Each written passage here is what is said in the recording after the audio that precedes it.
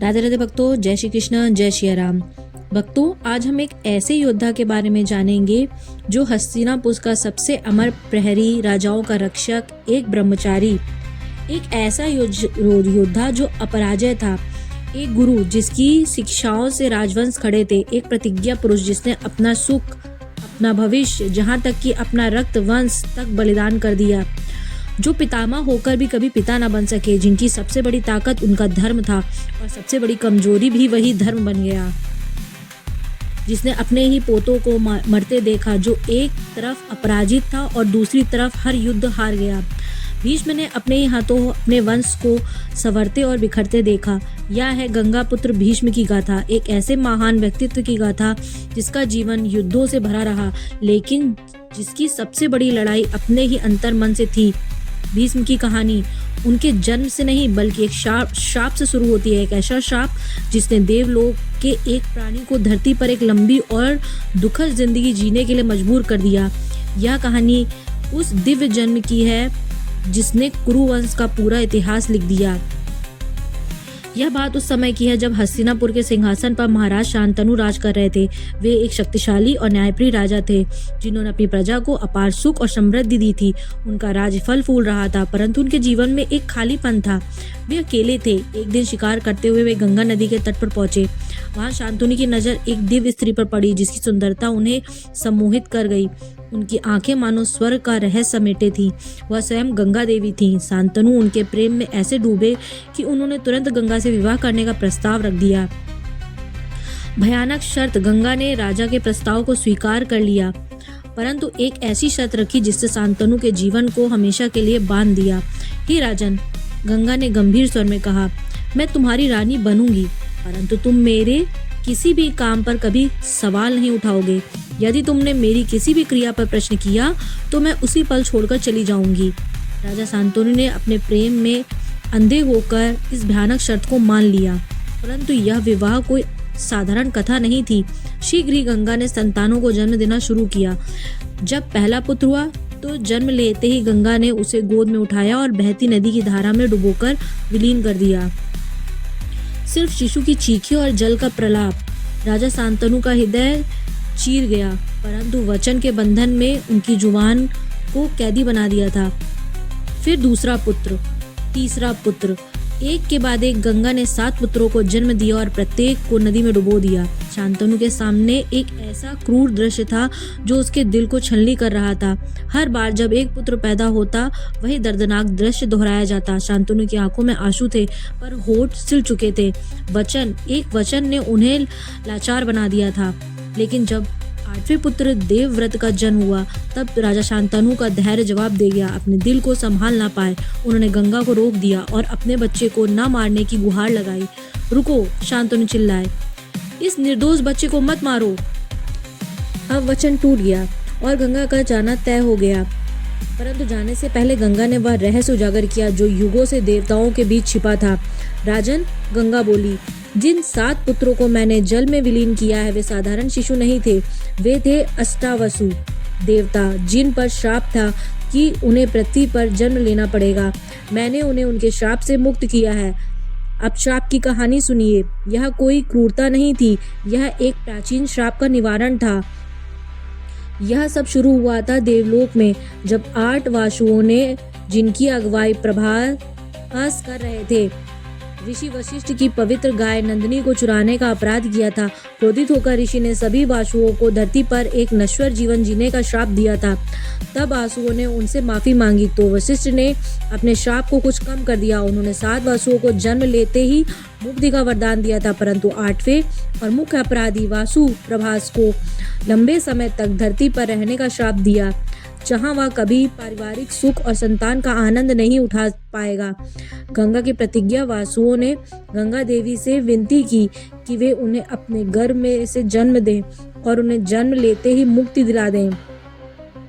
गंगा ने इस शर्त को स्वीकार कर लिया था। यही कारण था कि वे अपने 7 पुत्रों को मुक्ति दे रही थीं। और अब ये 8वां पुत्र है। देवव्रत की ओर देखते हुए गंगा ने कहा कि यह तुम्हारा भाग्य है, इसे मैं साथ ले जा रही हूँ। समय आने पर मैं तुम्हें इसे लौटा दूंगी। यह कहकर गंगा देवव्रत को अपने साथ ले गई।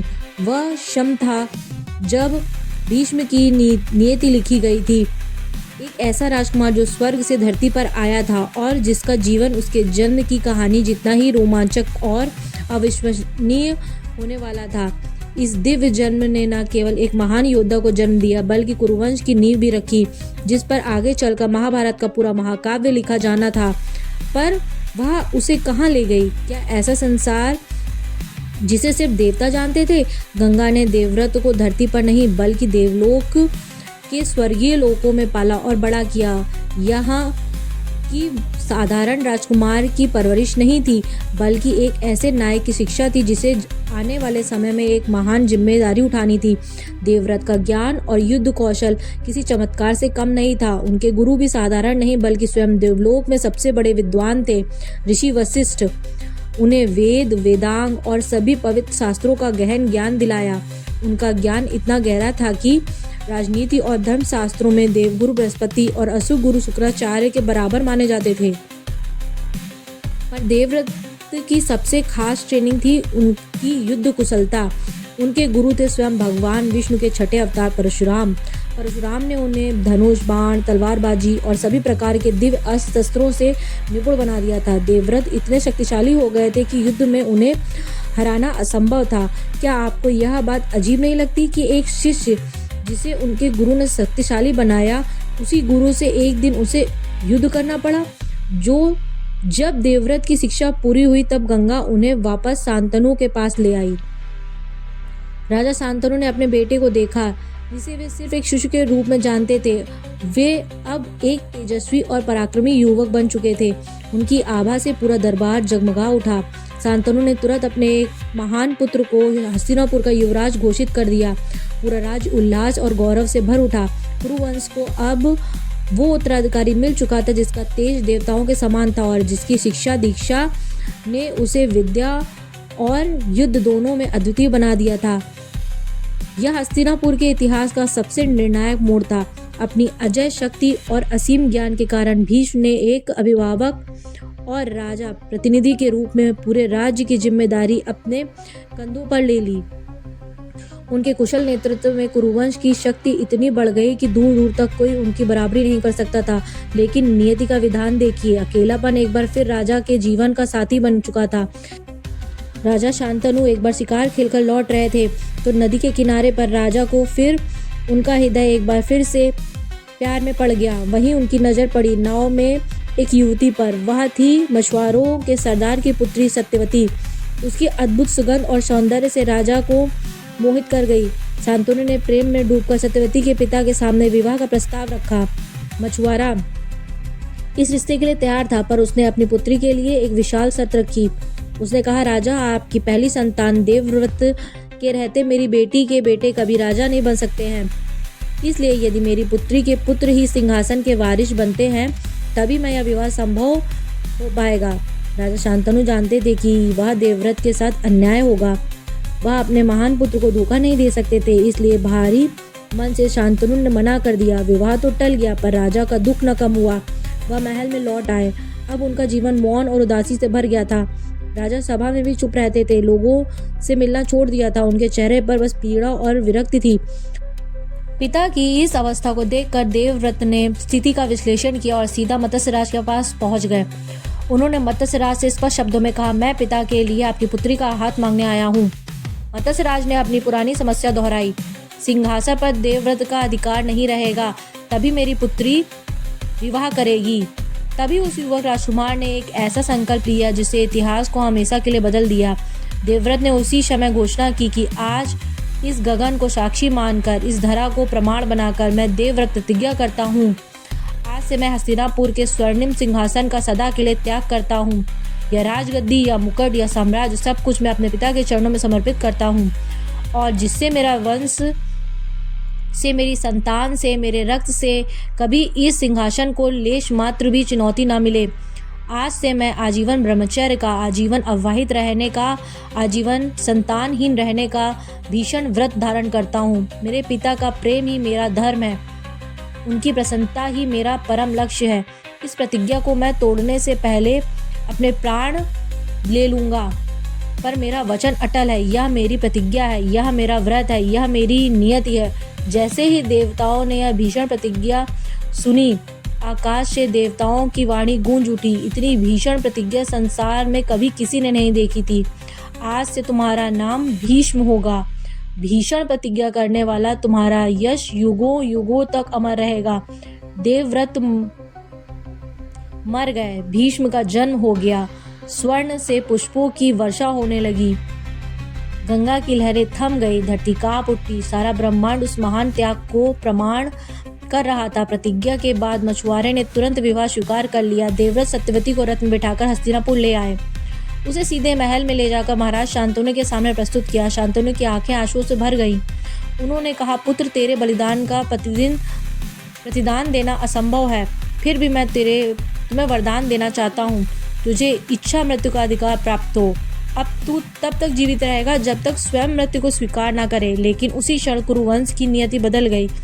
सबसे योग्य उत्तराधिकारी ने सिंहासन और वंश दोनों का त्याग कर दिया था। यह प्रतिज्ञा हस्तिनापुर के आने वाली पीढ़ियों के लिए त्याग की गाथा बनी, यह विनाश का श्राप। और फिर सब कुछ अचानक बदल गया। 20 प्रतिज्ञा के बाद महाराज शांतनु ने सत्यवती से विवाह किया। सत्यवती का आगमन हुआ और अल्पकाल में ही 2 राजकुमारों चित्रांगद और विचित्रवीर का जन्म भी। लेकिन यह सुख का आधार नहीं था, यह अधिक देर टिकने वाला नहीं था। नियति ने भीष्म के महान त्याग की परीक्षा लेते हुए उनके पिता महाराज शांतनु को अचानक छीन लिया। जिस सिंहासन के लिए भीष्म ने अपना जीवन त्याग दिया था, वो अचानक खाली हो गया। राज सिंहासन को संभालने वाला कोई नहीं था। छोटे सौतेले भाई चित्रांगद और विचित्रवीर अभी बालक थे। प्रतिज्ञा उन्हें राजा बनने से रोकती थी, पर धर्म उन्हें भोगने से रोकता था। भीष्म ने तुरंत कुरु साम्राज्य का भार अपने कंधों पर ले लिया। उनकी प्रतिज्ञा ने उन्हें राजगद्दी से दूर कर दिया था, परंतु गद्दी पर बैठने वाले को मार्ग दिखाना, उनके जीवन की रक्षा करना और साम्राज्य की सीमाओं को सुरक्षित रखना, यह जिम्मेदारी उन्होंने स्वयं उठाई। भीष्म ने एक पिता की तरह चित्रांगद और छोटे विचित्रवीर की देखभाल की। उन्होंने प्रशासन को संगठित किया, सीमाओं पर तैनात सेनाओं को सुदृढ़ किया और पड़ोसी राज्यों को स्पष्ट संकेत दिया कि हस्तिनापुर का साम्राज्य भले ही बालक राजा के अधीन है, पर उसकी रक्षा के लिए भीष्म खड़े हैं। कालचक्र घूमता रहा। धीरे धीरे चित्रांगद युवावस्था में पहुंचे। भीष्म ने उन्हें शास्त्र और शस्त्र दोनों की शिक्षा दी। अब चित्रांगद व्यस्त हुए, तब उन्हें हस्तिनापुर का औपचारिक राजा घोषित किया गया। भीष्म उनके पीछे खड़े थे, एक अचल पर्वत की तरह, ताकि युवा राजा अनुभवहीनता के कारण कोई भूल न कर बैठे। चित्रांगद स्वभाव से साहसी और युद्ध प्रिय थे। वे एक वीर योद्धा थे और भीष्म के मार्गदर्शन में उन्होंने कुरु साम्राज्य की सर्वोच्चता को बनाए रखा। लेकिन यह शांति अकाल्पनिक थी। गंधर्व लोक में भी एक चित्रांगद नामक महान योद्धा था। जब उसे यह समाचार मिला कि पृथ्वी पर एक राजा भी उसी नाम से प्रसिद्ध हो रहा है, तो उसके अहंकार को ठेस पहुंची। गंधर्व चित्रांगद और कुरुराज चित्रांगद के बीच महान युद्ध छिड़ा। युद्ध के 3रे वर्ष में ही एक प्रचंड प्रहार से वे रणभूमि में वीर गति को प्राप्त हुए। हस्तिनापुर की धरती शोक से भर गई। भीष्म, जिन्होंने अब तक सब कुछ सहा था, उस दिन गहराई से विचलित हुए। यह हस्तिनापुर के लिए गहरा आघात था। भीष्म ने भारी मन से अपने भाई का अंतिम संस्कार किया और सिंहासन पर एक बार फिर सिंहासन रिक्त हो गया। चित्रांगद संतानहीन ही चले गए थे। राज्य का भविष्य फिर से संकट में था। अब कुरुवंश की आशा का केंद्र केवल एक ही व्यक्ति रह गया था, राजकुमार विचित्रवीर। इसलिए सत्यवती और भीष्म दोनों के मन में यही चिंता बनी रहती थी कि अब विचित्रवीर के विवाह के बिना कुरुवंश की जड़ें और सूख सकती हैं। इसी समय काशी के राजा ने अपनी तीनों राजकुमारियों अंबा, अंबिका और अंबालिका का स्वयंवर आयोजित किया, लेकिन जानबूझकर हस्तिनापुर के राजकुमारों को आमंत्रित नहीं किया गया। यह अनादर न केवल विचित्रवीर का था, बल्कि हस्तिनापुर की प्रतिष्ठा का भी था। भीष्म ने इसे कुरुवंश का अपमान माना। उन्होंने निश्चय किया कि वे स्वयं वहां जाकर इस अपमान का उत्तर देंगे और विचित्रवीर के लिए राजकुमारियों को ले आएंगे। एकल योद्धा भीष्म स्वयंवर स्थल पर पहुंचे और वहां उपस्थित समस्त राजाओं को चुनौती दी। उन्होंने घोषणा की कि वह तीनों राजकुमारियों का अपहरण कर अपने भाई के लिए हस्तिनापुर ले जाएंगे और सभी राजाओं को ललकारा कि उन्हें रोको। यह सुनकर सभा में खलबली मच गई। अनेक राजाओं और राजकुमारों ने उन्हें रोकने का प्रयास किया और युद्ध हुआ। वह अकल्पनीय था। अकेले भीष्म ने राजा साल समेत समस्त विरोधियों को पराजित कर दिया। भीष्म के सामने कोई टिक ना सका। उन्होंने सभी प्रतिद्वंदियों को परास्त किया और तीनों राजकुमारियों को अपने रथ में बैठाकर हस्तिनापुर की ओर प्रस्थान किया। हस्तिनापुर लौटने के बाद जब विवाह की तैयारी चल रही थी, तभी सबसे बड़ी राजकुमारी अम्बा ने अपना मन खोलकर भीष्म को सत्यवती के सामने रख दिया। उसने दृढ़ता से कहा कि वह मन ही मन राजा साफ को अपना पति मान चुकी है, परंतु यहाँ नियति ने एक और क्रूर मोड़ ले लिया है।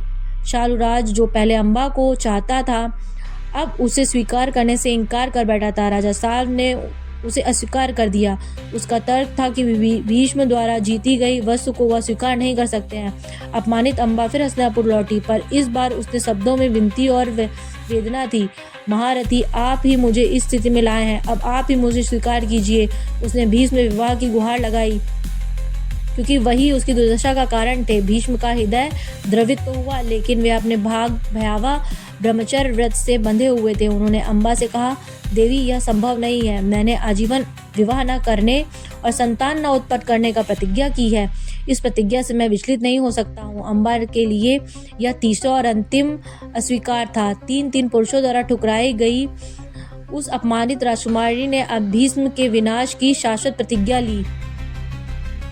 भटकती हुई अम्बा अब पहुंची ऋषि मुनियों और राजाओं से न्याय की गुहार लगाने के लिए।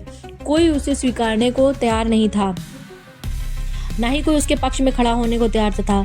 अंततः वह पहुंची भगवान परशुराम के आश्रम में। वही परशुराम जो भीष्म के गुरु थे।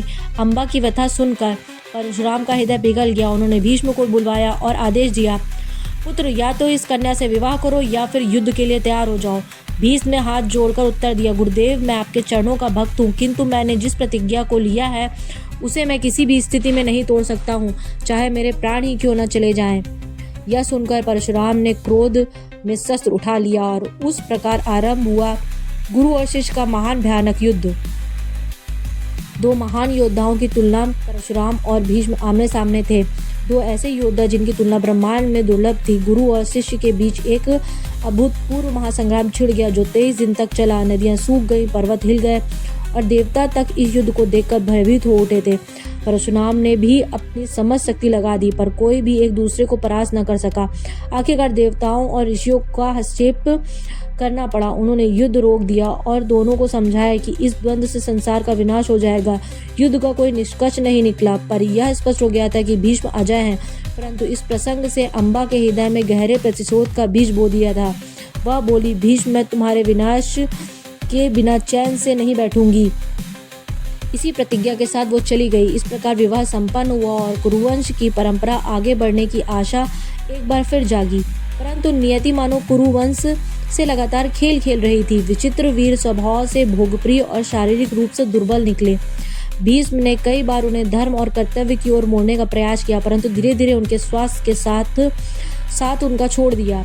बीमारियों ने उन्हें जकड़ लिया और अंततः वे अल्पायु में ही मृत्यु को प्राप्त हो गए। राजा संतानहीन अवस्था में ही अचानक चल बसा।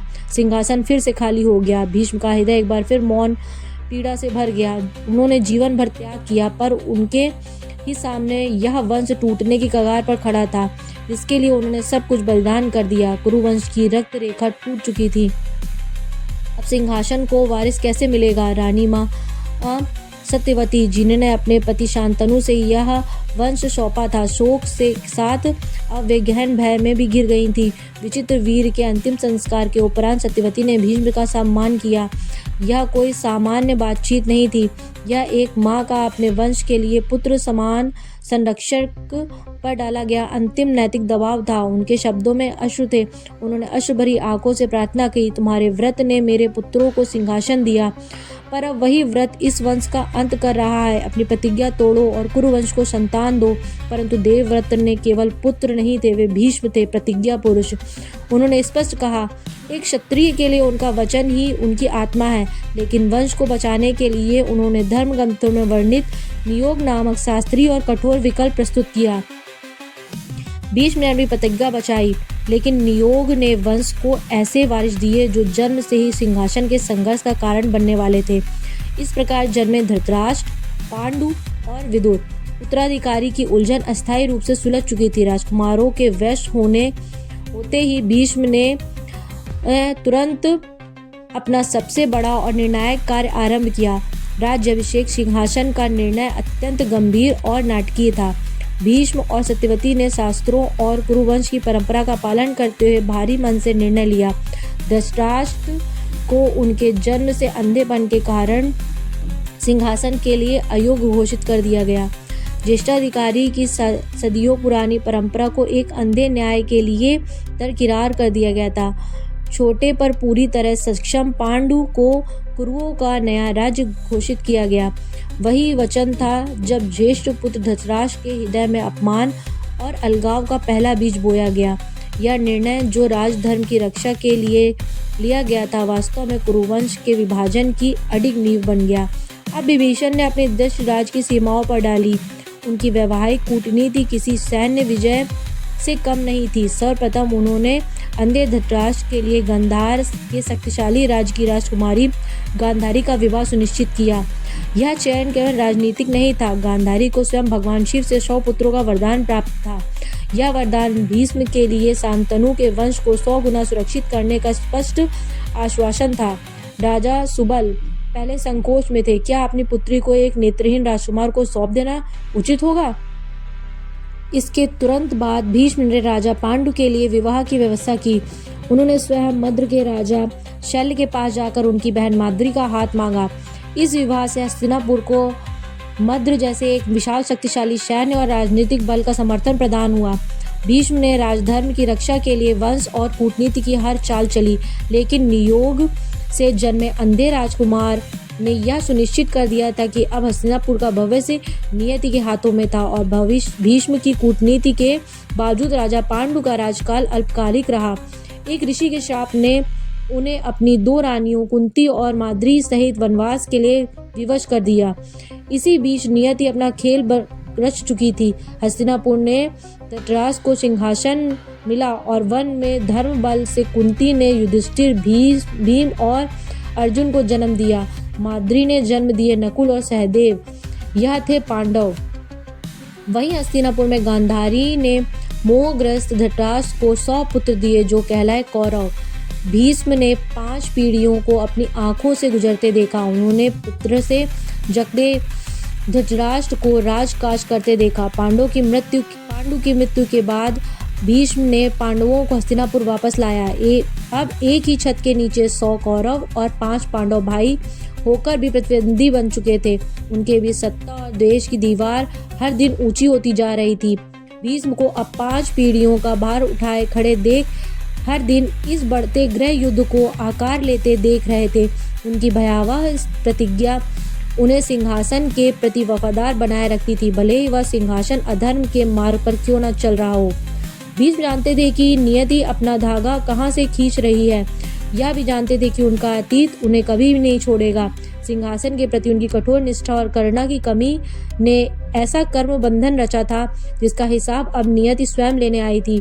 उन्हें याद था अम्बा कहाँ गई थी। वह राजकुमारी कहीं नहीं गई। उसने राजमहल के सुख और संसार के मोह को त्याग कर शाश्वत प्रतिरोध की अग्नि में स्वयं को होम कर दिया था। उसकी तपस्या, उसकी घृणा इतनी प्रबल थी कि वह मनुष्य के दायरे से परे हो गई। भीष्म की प्रतिज्ञा से अपमानित अम्बा ने शिव के वरदान से अगला जन्म लिया था। अब भीष्म की अजयता एक शाश्वत श्राप के सामने झुक चुकी थी। यह रहस्य भीष्म के भाग में अंधकार भर रहा था। भीष्म ने धृतराष्ट्र और दुर्योधन को धर्म की राह पर लाने का प्रयास किया, पर मोह और अहंकार की दीवार कभी नहीं टूटती। धृतराष्ट्र का अपने पुत्र के प्रति अंधा मोह और दुर्योधन का ईर्ष्या से भरा अहंकार इतना प्रचंड था कि उसने भीष्म के विवेकपूर्ण उपदेशों को भी कुचल दिया। और फिर नियति का सबसे बड़ा काला दिन आया। जुए की सभा। भीष्म 5 पीढ़ियों के साक्षी कुल पिता के रूप में उस महापाप के मूक दर्शक बने। जब द्रौपदी को भरी सभा में अपमानित किया गया तो भीष्म धर्म और वफादारी के बीच बट गए। अपनी भीषण प्रतिज्ञा के आगे वह अन्याय के विरुद्ध एक शब्द भी नहीं बोल सके। भीष्म जो जीवन भर सत्य और धर्म के रक्षक रहे, आज अपनी प्रतिज्ञा के बंधन में अधर्म के साक्षी बन गए। उनका मौन उनकी सबसे बड़ी नैतिक विफलता बन गया। जुए की सभा और द्रौपदी के अपमान के बाद शांति की सारी आशाएं धूल में मिल गईं। अब कोई समझौता, कोई कूटनीति काम नहीं आ सकती थी। पांडव अपना राज और सम्मान वापस चाहते थे, पर कौरव सत्ता के मद में चूर उन्हें एक सुई की नोक बराबर भी भूमि देने को तैयार नहीं थे। भीष्म की नीति अब उसे सबसे क्रूर मोड़ पर खड़ी थी। उन्होंने अपना पूरा जीवन सिंहासन की रक्षा में बिताया था और अब उसी राजवंश के पुत्र के अपने पोते पांडव और कौरव एक दूसरे के विरुद्ध युद्ध के मैदान में खड़े होने वाले थे। एक बुजुर्ग, एक कुल पिता होने के नाते उन्हें न केवल अपने पोतों के युद्ध के में रक्षा करनी थी, बल्कि अपनी प्रतिज्ञा के कारण अधर्म का साथ देने के लिए भी विवश होना पड़ रहा था। अब केवल कुरुक्षेत्र की इस महान योद्धा की त्रासदी का अंत कर सकता था। भीष्म जो पितामह थे, अब कुरुक्षेत्र के युद्ध मैदान में अधर्म के पक्ष में खड़े होकर अपने ही धर्मपरायण पोतों से युद्ध करेंगे। दुर्योधन के आग्रह पर भीष्म ने कौरव सेना के सर्वोच्च सेनापति का पद स्वीकार किया। कर्ण ने पितामह भीष्म के अधीन युद्ध करने से स्पष्ट इनकार कर दिया था। भीष्म की सेना नायकता ने कर्ण, जो दुर्योधन का सबसे शक्तिशाली अस्त्र था, को युद्ध के पहले 10 दिनों तक मैदान से दूर रखा। फिर आया वह दिन, कुरुक्षेत्र युद्ध। शंखनाद गूंजा और भीष्म ने अपनी दिव्य ध्वजा उठाकर युद्ध का आरंभ किया। उनका प्रहार ऐसा था मानो प्रलय का देवता स्वयं रणभूमि में उतर आया हो। महाभारत कहती है, वह युगांत के संहारक समान प्रतीत हो रहे थे। भीष्म के बाणों की वर्षा से आकाश धुंधला जा पड़ रहा था। रथी, महारथी, हाथी और पैदल सैनिक कोई भी उनके प्रकोप से नहीं बच पाया था। उन्होंने अकेले ही दसियों हजारों योद्धाओं का संहार कर दिया। संजय ने धृतराष्ट्र से कहा, पितामह के बाणों ने हजारों मनुष्यों को ऐसे काट गिराया है जैसे आंधी में पत्ते झड़ते हों। भीष्म ने विराट के पुत्र श्वेत का वध करके पांडव सेना का मनोबल पहले ही दिन चकनाचूर कर दिया। अर्जुन ने बार बार उन्हें रोकने की कोशिश की, पर भीष्म की अग्नि समान वेग के सामने सब निष्फल था। पहले दिन ही भीषण हार से पांडव स्तब्ध थे। रणनीति बदली गई और अर्जुन ने समझ लिया कि युद्ध की दिशा पलटनी है तो भीष्म को निष्क्रिय करना ही होगा। दूसरे दिन भीष्म की प्रचंड कम ना हुए। उनका रथ युद्ध भूमि में ऐसे घूम रहा था जैसे सूखी घास लगी आग सब कुछ भस्म कर देगी। अर्जुन और भीष्म के बीच बाणों की हजारों धाराओं ने आकाश को आच्छादित कर दिया, पर कोई निर्णायक बढ़त नहीं हुई। भीष्म ने सैकड़ों हाथियों को, हजारों पैदल सैनिकों को और अनगिनत योद्धाओं के सिरों को पके फलों की तरह काट गिराया। उनकी अतुलनीय योद्धा कला देखकर युधिष्ठिर तक यह सोचने लगे, क्या भीष्म जैसे महायोद्धा के रहते विजय संभव है। तीसरे दिन और भी भयानक के साथ कुरुक्षेत्र की धरती फिर रक्त रंजित होने को तैयार थी। योद्धा दुर्योधन के ताने और अपनी प्रतिज्ञा की विवशता से व्यथित होकर पितामह भीष्म का क्रोध अब सीमाएं लांघ चुका था। उन्होंने आदेश दिया, आज कौरव सेना गरुण वेहू में सजाई गई। जो भी युद्ध आरंभ हुआ, रणभूमि पर प्रलय उतर आया। उनका प्रहार इतना प्रचंड था कि शत्रु दल में चीखों की गूंज से अलावा और कुछ शेष नहीं रह गया था। संजय ने धृतराष्ट्र से यह दृश्य सुनाया। राजा, ऐसा प्रतीत हो रहा है मानो रक्त की नदियां पश्चिम सागर की ओर बह रही हों। वो संहार किसी साधारण योद्धा का नहीं था, वो युग से करने वाले संहारक का दृश्य था। भीष्म की यह अकल्पनीय उग्रता देखकर अर्जुन और श्री कृष्ण दोनों स्तब्ध रह गए। पांडव सेना विनाश के कगार पर पहुंच चुकी थी। युद्ध का संतुलन अब पूरी तरह भीष्म के पक्ष में झुक चुका था। इस भयंकर क्षण ने देह से को जन्म दिया। श्री कृष्ण, जिन्होंने युद्ध में शस्त्र न उठाने की प्रतिज्ञा ली थी, अब अपने ही वचन को तोड़ते हैं और विवश हो जाते हैं। क्रोध में भरकर वे रथ से कूद पड़ते हैं और पास पड़ा रथ का पहिया उठाकर भीष्म की ओर दौड़ पड़ते हैं। भीष्म ने जब भगवान को इस रूप में अपनी ओर आते देखा तो उनके मुख पर भय नहीं बल्कि परम आनंद और तृप्ति की झलक थी। उन्होंने अपने शस्त्र ताक दिए, सिर झुकाया और कहा, कमल नयन भगवान, मुझे इस युद्ध भूमि में नष्ट कर दीजिए ताकि मैं आपके हाथों मोक्ष और अमर यश को दोनों को प्राप्त कर सकूं। यह दृश्य पूरे युद्ध का सबसे दिव्य और कंपनकारी क्षण था, जहां एक ओर भगवान अपने भक्त पर क्रोधित थे और दूसरी ओर भक्त उस क्रोध को में भी केवल मुक्ति देख रहा था। अर्जुन दौड़ते हुए पहुंचे। उन्होंने श्री कृष्ण को रोका और भीष्म से निर्णायक युद्ध करने का संकल्प दोहराया। तीसरे दिन कृष्ण ने नाटकीय हस्तक्षेप से के बावजूद चौथा दिन याद किया जाता है।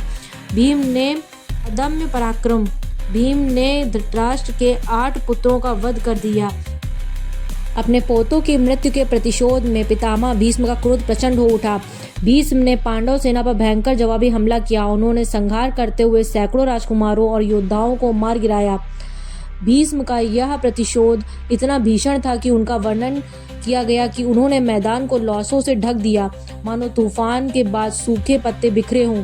भीष्म ने 5वीं सुबह कौरवों का विभाजन किया और मगरमच्छ व्यूह में व्यवस्थित किया। यह व्यूह केवल रक्षात्मक शक्ति बनाए रखने के लिए नहीं था, बल्कि शत्रु को घातक जवाब देने के लिए, हमला करने के लिए ऐसे बनाया गया था। भीष्म का संकल्प स्पष्ट था, विनाश की तीव्रता को किसी भी कीमत पर कम नहीं होने देना है। भीष्म का क्रोध ऐसा था कि कुछ घंटों के अनुसार उन्होंने अकेले ही 10,000 हाथी, 10,000 घुड़सवार और 20,000 पैदल सैनिकों का संहार कर दिया। वे एक ही बार में संपूर्ण सेना को काट गिराते थे। अर्जुन अपने दादा की शक्ति को समझते हुए और भी उग्रता और एकाग्रता के साथ लड़ रहे थे, लेकिन सूर्यास्त तक भीष्म अत्यधिक थकावट के बावजूद युद्धभूमि पर अपना नियंत्रण बनाए हुए थे। भीष्म के सामने पांडव सेना पूरी तरह से तितर-बितर हो गई। 5वें दिन के इस विशाल रक्तपात के बाद अर्जुन ने स्वयं स्वीकार किया कि भीष्म लगभग अजेय हैं। 6ठा दिन भीष्म के अखंडनीय नेतृत्व और अविराम संहार की गाथा लेकर आया। संजय ने उस दिन के भयानक दृश्य का वर्णन करते हुए धृतराष्ट्र से कहा कि राजन, आज पांडवों की सेना में तो महान संहार हुआ। उसका एकमात्र कारण भीष्म है। भीष्म का रूप उस दिन कुछ और ही था। प्रलय की विभीषिका युग के संहारक का साकार रूप, उनके बाणों की वर्षा इतनी तीव्र, इतनी घनी।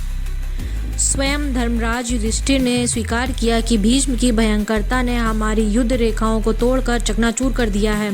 सैनिक भय से पीछे हटते जा रहे हैं। दुर्योधन यह देखकर और गौरव से भर उठा। वह हंसते हुए बोला, देखो पितामह के रहते पांडवों की कोई सेना, कोई वीर खड़ा नहीं रह सकता है। किंतु इस गर्व के पीछे संशय की छाया भी मंडरा रही थी। भीष्म की अजेयता के बावजूद दुर्योधन के मन में भय था। क्या यह प्रचंड हमेशा बनी रहेगी? और इसी भाई के 7वें दिन की भोर में उसे फिर पितामह भीष्म के पास पहुंचा दिया। दुर्योधन बोला, मैं देख रहा हूं कि पांडव अब भी डटे हैं। क्या हमारी विजय निश्चित है? भीष्म ने अपने शांत किंतु तेजस्वी स्वर में उत्तर दिया, दुर्योधन, भय मत कर। मैं आज पांडवों रेखाओं को तोड़ दूंगा। मैं तुम्हें विजय और आनंद दोनों प्रदान करूंगा। उन्होंने आगे कहा, हम कौरव योद्धा इतने समर्थ हैं कि आवश्यकता पड़े तो तीनों लोगों को भी जीत सकते हैं। 7वें दिन के अखंडनीय क्रोध के बाद भीष्म ने 8वीं सुबह कौरव सेना को एक विशाल सागर सदृश व्यूह में व्यवस्थित किया। यह व्यू अपनी विशालता और गहराई के कारण पांडव सेना को भ्रमित करने के लिए रचा गया था। भीष्म ने एक बार फिर सामूहिक संहार का सिलसिला जारी रखा। इसी बीच युद्ध के दौरान भीम का रथ पितामह भीष्म के सामने आ डटा। भीष्म ने अपने पराक्रम से भीम को पराजित किया और उनका रथ नष्ट कर दिया, लेकिन भीष्म ने पुत्र मोह में विवश होकर भीम को जीवित छोड़ दिया। भीम को जीवित छोड़ने के बाद भीष्म का क्रोध पांडव सहयोगियों पर टूट पड़ा। 9वां दिन कुरुक्षेत्र का वह प्रहर जब सूर्य का प्रकाश भी रक्त में से हो उठा था। भीष्म अब अपने जीवन के सबसे निर्णायक युद्ध के सामने थे। उन्होंने कौरव सेना को सर्वतोभद्र व्यूह में सजाया, एक ऐसा अभेद गठन जिसमें प्रवेश करना असंभव था। भीष्म स्वयं अग्रपंक्ति में थे और उनके प्रत्येक प्रहार के साथ पृथ्वी कांप उठती थी। उनका शौर्य अपनी चरम सीमा पर था। कहा गया है कि दिन वह पांडवों के लिए असहनीय था, किंतु उस भीषता के बीच भीष्म का अंतर्मन एक शांत निर्णय पर पहुंचा। उन्होंने युधिष्ठिर को देखा और धीमे स्वर में कहा, जब तक मैं जीवित हूँ तुम्हारी विजय असंभव है। यह वाक्य केवल एक स्वीकारोक्ति नहीं थी, यह नियति का उद्देश्य था। उस रात श्री कृष्ण ने अर्जुन से कहा, यदि तुम यह नहीं करोगे पार्थ, तो मैं स्वयं सुदर्शन उठाऊंगा। भीष्म अजय थे, पर धर्म के बंधन में बंधे हुए, और वही बंधन उनके अंत का कारण बन गया। कल जब 10वां दिन आएगा, अम्बा का श्राप शिखंडी के रूप में लौटेगा। 10वां दिन भीष्म के जीवन का वो अध्याय, वहाँ जहाँ वीरता, त्याग और नियति एक ही रेखा पर आ खड़े हुए हैं। वे लड़े ऐसे जैसे स्वयं विनाश का देवता पृथ्वी पर उतर आया हो। उनके बाणों की गति वज्र से भी तीव्र थी। रथ पलटते गए, हाथी गिरते, सैनिक रेत की तरह बह जाते। उस दिन भीष्म अकेले ही 10,000 हाथी, 10,000 अश्वारोही और 2 लाख पैदल सैनिकों का संहार कर गए। लेकिन नियति अब अपना पाशा फेंक चुकी थी। पांडवों ने वही योजना अपनाई। शिखंडी वही अम्बा की आत्मा शिखंडी के रूप में लौटी। ना पुरुष न स्त्री, केवल प्रतिशोध, जिसके अपमान से यह युद्ध जन्मा। अब भीष्म की नजर शिखंडी पर पड़ी। वे जान गए कि अम्बा है वही अम्बा जिसने भीष्म को नष्ट करने के लिए पुनर्जन्म की याचना की थी। अर्जुन के रथ के अग्रभाग में शिखंडी खड़ी थी। जैसे ही शिखंडी आगे बढ़ी, भीष्म ने अपना धनुष नीचे कर दिया। मैं उस पर शस्त्र नहीं उठाऊंगा जिसका जन्म कन्या के रूप में हुआ है। यह आत्मसमर्पण नहीं था, यह भीष्म की अंतिम जिद थी, अपने सिद्धांतों के साथ जीना और उन्हीं के साथ मरना। शिखंडी आगे, अर्जुन के पीछे और फिर मौन। भीष्म ने कोई प्रतिरोध नहीं किया, वे खड़े रहे, अडिग शांत स्वीकार्य। अर्जुन ने धनुष उठाया। शिखंडी को ढाल बनाकर अर्जुन के हाथ कांप रहे थे। वह वही भीष्म थे जिन्होंने उन्हें धनुष विद्या सिखाई, जिन्होंने उन्हें पुत्र की तरह पाला। पर कृष्ण ने कहा, अर्जुन, यह तुम्हारा धर्म है और यह उनकी इच्छा। फिर बाणों की वर्षा हुई, 1, 2, दसियों, सैकड़ों। भीष्म के शरीर में इतने बाण समा गए कि उनके अंगों में भूमि छूने की भी जगह नहीं रही। वे रथ से नीचे गिरे, पर धरती पे नहीं। बाणों की नोक ही उनका बिछौना बन गई। बाणों की सहिया जैसे धरती ने भी उन्हें सम्मान दिया हो। अपना आलिंगन रोक लिया, थम गया युद्ध। दोनों सेनाएं मौन थी, सिर पूर्व की ओर, शरीर तीरों पर, आंखें खुली। भीष्म मरे नहीं, वे ठहर गए। इच्छा मृत्यु का वरदान उन्हें स्मरण हुआ। भीष्म को मरने का अधिकार था, पर वे उत्तरायण की प्रतीक्षा करेंगे, शुभ समय का इंतजार। लेकिन इस इंतजार में उन्हें देखना होगा कुरुवंश का विनाश। जब सूर्य उत्तर दिशा में नमन करेगा, तभी वे शरीर का परित्याग करेंगे। भीष्म का गिरना युद्ध का पहला महान मोड़ था। पितामह के बिना कौरवों की रीढ़ टूट गई। उनका पतन केवल एक योद्धा का पतन नहीं था, यह एक युग का अंत था। अब युद्ध का संतुलन बदल चुका था। भीष्म के हटने से पांडवों की विजय की राह खुल गई थी, पर भीष्म अब भी जीवित थे, साक्षी बनकर अपने ही वंश के विनाश को देखने के लिए विवश थे। इस प्रकार भीष्म पितामह 58 दिनों तक बाणों की सैया पर तड़पते रहे। उसके बाद मृत्यु को प्राप्त हुए। पर भक्तों, क्या आपको पता है, भीष्म पितामह एक ऐसे योद्धा थे जिन्होंने हमें बहुत कुछ सिखाया। उनसे हमें बहुत कुछ सीखने को मिलता है। पर कुछ कर्म उन्होंने ऐसे भी किए जिनसे हमें यह भी सीखने को मिलता है कि अगर आप लाख पुण्य, लाख महान योद्धा हो, सिर्फ एक पाप किया हो तो उसका परिणाम जन्मों जन्मों तक आपको भुगतना पड़ता है। भक्तों, इस तरीके से भक्ति, ज्ञान, सदाचार, जिस ओर से भी हम भीष्म के चरित्र पर नजर डालें, उसी ओर से हम उन्हें आदर्श पाते हैं। भीष्म के कोई पुत्र नहीं थे, उनकी कोई संतान नहीं थी, फिर भी सारे त्रिवैणिक हिंदू आज तक पितरों का तर्पण करते समय भीष्म पितामह को ही जल अर्पित करते हैं। यह गौरव भारत के इतिहास में और किसी भी पुरुष को प्राप्त नहीं है। इसलिए सारा जगत आज भी भीष्म को भीष्म पितामह के नाम से पुकारता है। तो भक्तों, ये थी भीष्म पितामह के एक जानकारी, उनके जीवन की जीवनी। इसके अलावा भक्तों, अगर आपको मेरी ये वीडियो अच्छी लगी हो, पसंद आई हो, तो मेरे साथ बने रहिए और मेरी आगे की वीडियो भी देखते रहिए। भक्तों, आज की वीडियो यहीं समाप्त करते हैं। राधे राधे, जय श्री कृष्ण, जय श्री राम, धन्यवाद।